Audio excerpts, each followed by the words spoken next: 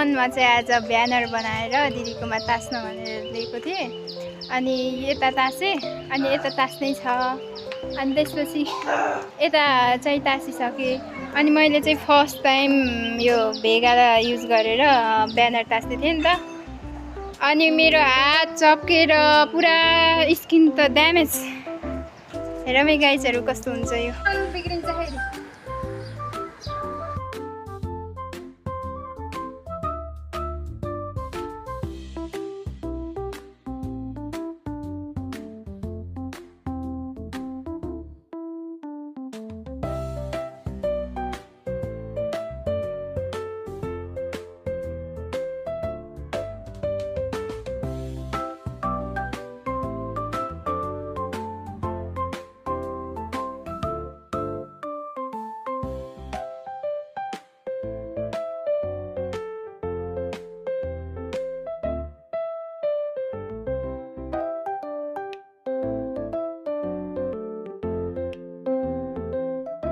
Finally हामीले चाहिँ banner तासेर भ्यायौँ। अनि यहाँ मेरो हात हेर्न सक्नुहुन्छ यस्तो भएको छ।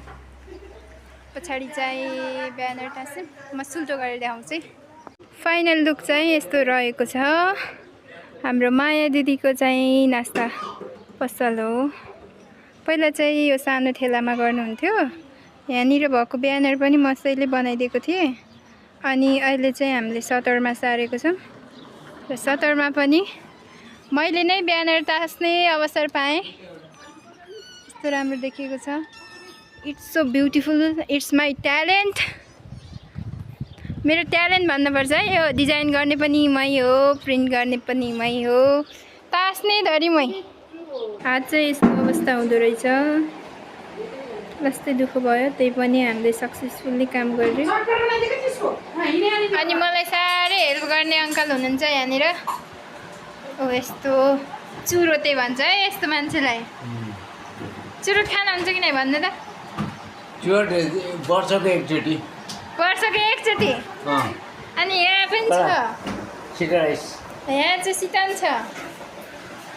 हाम्रो दिदीको पसल चाहिँ बुद्धनगर रहेको छ। इफ हजुरहरू नजिकै हुनुहुन्छ भने एकचोटि भिजिट गर्न सक्नुहुनेछ। धन्यवाद।